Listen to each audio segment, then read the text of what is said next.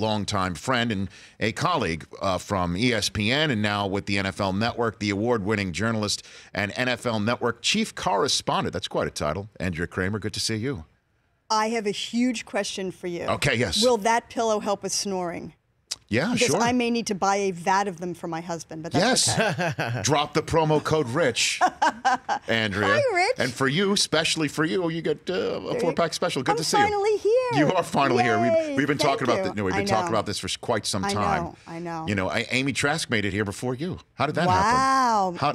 With the Cube. Yeah, she's going to be here on Friday. Right. She'll be here on Friday. Right. No. So what is going on with you right now? Like, what are you working on, NFL Network or Real Sports wise right now? What do you got going on? Well, actually, right now I'm in Los Angeles because on Thursday we have the 13th annual Los Angeles Sports and Entertainment Commission. Yes, you've been involved in that for quite some time. Yes, okay. yes. And Lucky 13, you know, I teach at Boston University, and one of the things I always tell my students is be pleasantly persistent.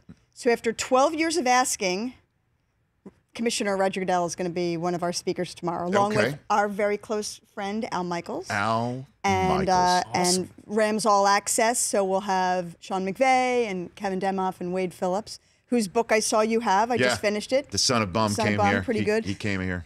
So working on that. And then I also have a Real Sports piece that debuts next week on the show on Tuesday on HBO. Well, and then the NFL Network in the fall, and obviously with what we're doing right now. And, you know, Al, it's funny. Al's been here. His book's over there. And we had him last year in February, the day after the anniversary of the Miracle on Ice. And I hooked him up with Ken Dryden on the phone and Jim Craig on the phone. And Dan Patrick and I have had this conversation with the Danettes and our guys here.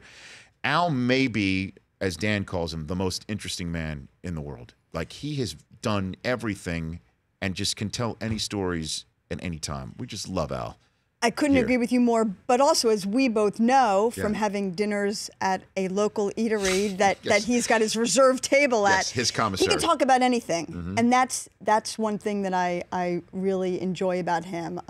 We do try to stay away from politics a little bit, but we're not going to go there, right? Yes. We're not going to go there. Right. But he can just talk about anything, and he's also, and I've said this before, and having worked with him for 6 years at NBC, especially for that generation, I don't want to stereotype, he's the single most supportive person of women that I've encountered. He is so supportive of women in this business. And that is not always the case. And he is a tremendous colleague and a great friend, and has been a wonderful supporter to me. I love the guy. Well, have you found it from when you first started, say, at ESPN back in '89, that Thanks for dropping that date. That makes me feel really good. No, well, I mean, I could drop. If your audience probably wasn't born then. No, you should. No, look, Andrea. I mean, you have been. No, I'm proud of the longevity. You have. I am. Well, which is not easy in this business. No, I am actually very proud of the longevity. You should be. And I like to say we're not old, we're experienced, right? Exactly. Just in the way things aren't cheap, they're inexpensive. Right. You know, when you talk about something. By the way, do I get to tell one Rich Eisen story? Yes, please. You have the floor right now. Go on. Thank you. So. A former colleague of ours at ESPN, who has been actually a consultant at NFL Network, Bob Eaton, was speaking to my class at Boston University last year. And I forget how it came up, but I think it was one of the students was asking about how to break into the business. And he was giving some thoughts, and he goes, there's only been 3 people in the history of his career with ESPN, NBC News, that could walk in at an audition and go immediately host SportsCenter. Mike Tirico, Dana Jacobson, and Rich Eisen. He said you could walk in that moment and probably be better than most of the people that run SportsCenter, that you were as much of a natural as he's ever been around. Wow. Thank you for passing that along. I remember my SportsCenter tryout. I stayed across the road at the old Radisson Hotel. Oh, the Radisson. Which is not spelled with a T, but with a D. R-A-D-I-S-S-O-N. Okay. It was a touch run down there in Bristol, Otis Connecticut. Elevator Yes, the factory, right there. with this large... They had this this huge skyscraper is the only way to put it. It was at that point, I think, the tallest building in scenic Bristol, Connecticut. And the reason why is because that was where Otis Elevator tested their elevators. There was this huge shaft, which is what the building. But I remember trying to get to sleep the night before my tryout, and I couldn't. part of the reason was I was so nervous. Part of the also reason is I heard the person from the room upstairs going to the bathroom through the thin floors. Thanks for sharing, Rich. I'm just trying it to... clearly made an impression on you. It's called painting a word picture, Andrea. Traumatized. But I also just remember, okay, let me just turn on SportsCenter tonight just to see what's being talked about. So it was the big show with Dan and Keith. And sure enough, back in that day, the tapes that they used, actual tapes They with really tape, existed. okay? They used the same ones for my audition the next day. So I already thought to myself while I was watching Dan and Keith do it, you know what? I would have said it this way. I would have done it this way. I would have maybe done. And then when it was my audition, I was already ready. So Bob may have thought I kind of gamed the system in a way. It's kind of like Star Trek gaming the system, but that was nice of him to say that. I think it worked out no matter what. And everything did. And I want to take a quick 60-second break and talk about some of the days that we were back at ESPN together, and then ask you what you think is the most important NFL storyline coming into the season. Okay. So I've given you front load that There for you food go. for thought. Back in 60 seconds here with Andrea Kremer here on The Rich Eisen Show.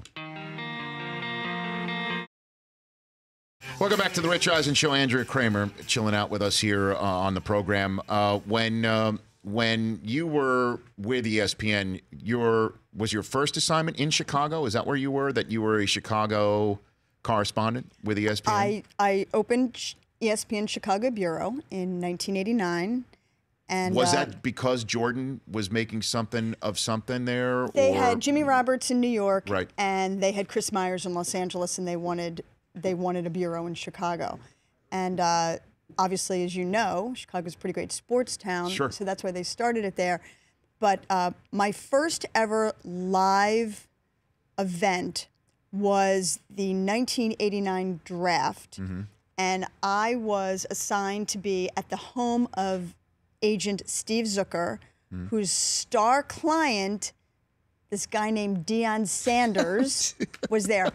The stories wow, abound. we're showing that picture right now. Oh, yes. And every time the draft comes up, this goes on Sports Illustrated's iconic photos. Of him with his whole outfit. I asked him, if you can see what he's wearing, I actually asked him live.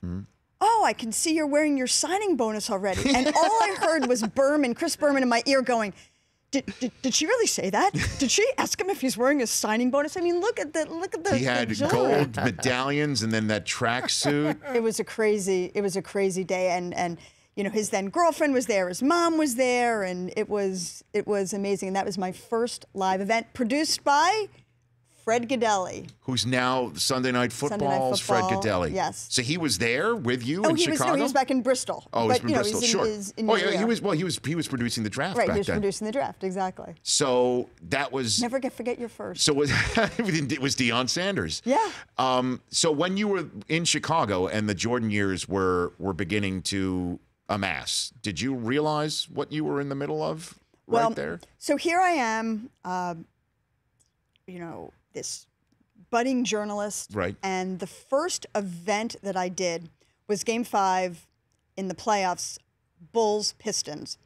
And I was sitting on the floor of the old Chicago Stadium. Awesome. Don't we spot. miss them? What a spot. And the old Comiskey and of course. Just like the Garden, when it was really the Garden. Yeah, you could fit the old Chicago Stadium, by the way, within the confines of the United Center. You so could the fit first it thing I within did, it. I'm sitting there, and you know, again, I'm trying to be, I'm this serious journalist. The lights go down, and the whole panoply of events starts, and I'm sitting here going, "This is kind of cool. This is, you know, you have to allow yourself those moments."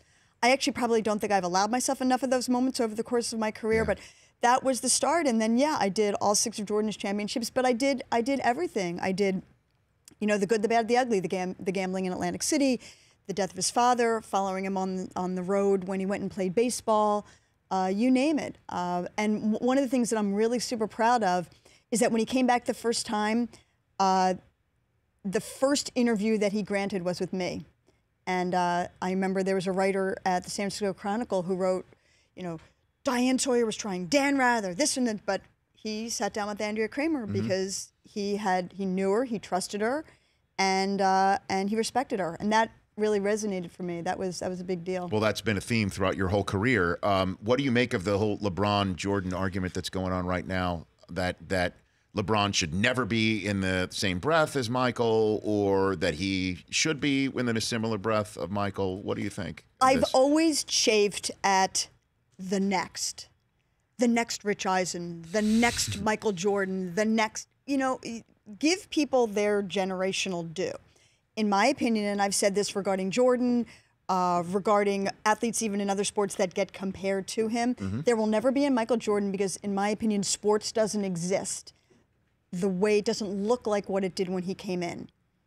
The marketing, the branding, it just doesn't exist. And I've said it, every athlete today, Tom Brady and all of your Uggs and your this, every athlete owes a debt of gratitude to Michael Jordan. It's just that simple. Tiger also? Absolutely. Yeah. Because he was the first to really bring this kind of attention to an athlete as a branding mechanism. And then in terms of his basketball skills, I mean, go win 6 and don't lose any.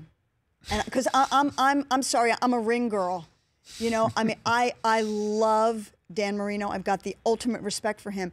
But in my opinion, I'm just of the belief he'll never be the greatest because he never won a championship. I mean, that's what the goal is. It's not just to make the Hall of Fame. It's not just to have the amazing numbers. It's to win a championship. So to me, the greatest are the ones who have won the championships. Andrea Kremer here on the Rich Eisen Show, the best athlete you've covered. I know I'm just, and I'll tap dance a little bit so you can go through your mental Rolodex here. Olympics, NFL, NBA. I mean, period. Who you've come across. Well, I like to say that I've been privileged and honored to have worked with and covered what I call the 2 greatest Michaels in all the sports, Michael Jordan and Michael Phelps in various Olympics, and covering swimming in Beijing in 2008 for NBC. It's still, to me, the greatest individual achievement that I think we'll ever see. I don't think we'll ever see another athlete in any sport, male or female, win 8 gold medals in a single Olympics. It was really an amazing thing to watch, and you'll appreciate this. When you're covering a Super Bowl, as I did for NBC, and the game ends and the confetti falls and you've got a couple minutes before you have to go track down the MVP or whatever it is. When you're doing the Olympics, they get out of the pool about where the end of your desk is, and they walk over and you're right there. So the amount of time that you have to gather yourself is a little daunting. And when there were races with him, with Michael's 7th gold medal in 2008, when he won the 100 fly by 1/100th of a second, that was one of the greatest experiences that you could possibly imagine. I mean, he was 7th at the turn. He was 7th at the 50.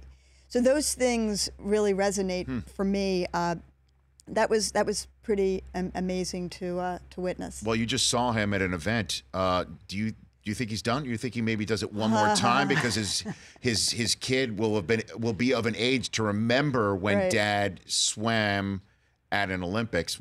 Is that what might bring him back to the pool? What do you think? Well, it's interesting because, of course, he sits here in 2017 saying no, no, no, and Boomer, his son, will be able to see all the video and this and that. And I said, yeah, well, talk to me in a year because you trained for Rio 2 years out. So 2018 is 2 years out. I mean, he keeps insisting that he is done. He's super busy. He is all over the country, all over the world, being Michael Phelps. It's big business. He also is talking a lot about mental illness issues, depression that he suffered. Both he and his close friend Allison Schmidt, his other roommate. They testified in front of Congress, and this is a really big deal for him, as I think you know. But let's just see. He insists he's done, but I'm going to take another year to wait and see. A couple more minutes left here with you, Andrea Kremer. What do you think is the most important storyline going into the 2017 NFL season? What do you think? The one thing that just strikes me is, will the Patriots do it again? Because it's never been done before. I think that's spot on. And they're loaded up. Who can?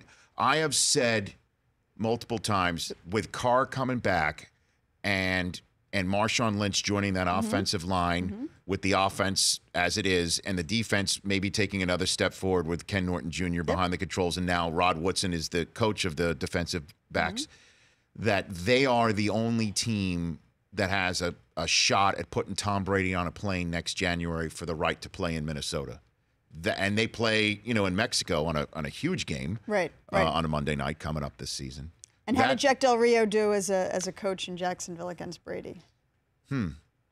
Well, I mean, it's a different ball I know of wax, it is. though, It is a different similar scheme defensively, but yeah, to me, that sort of history is. I love history, and to watch, see if they can do that, and if Brady can get do the that. sixth, and they've loaded up offensively. I mean, he arguably on paper, it's June. We know how that works. Right.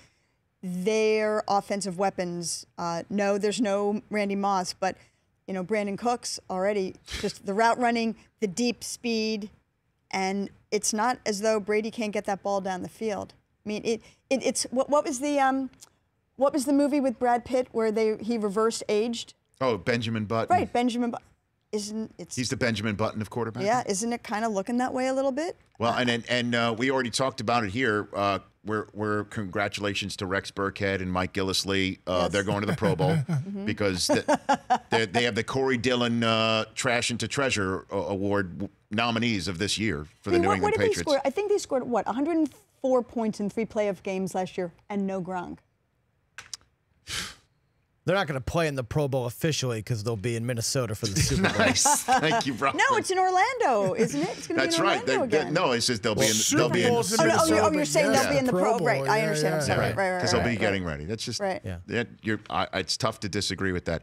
Andrea, thank you for coming on. This will Thank you hopefully be so the much. first of many. Well, thank you Okay. because you really have kept on me, and I really appreciate it. I'm just and I'm really, really happy to be here in person because Excellent. it's always a pleasure to see you. Give Susie my best. I appreciate that. And Thank you. Give the commissioner my best. Yes, I will. Okay, when you see him tomorrow. Thanks, Rich. Andrea Kremer here on the Rich Eisen Show. The Rich Eisen Show, weekdays at noon Eastern on radio stations across the country and Audience. If you like that video, be sure to download our app, and I'll be sure to help the NFL figure out what a catch is.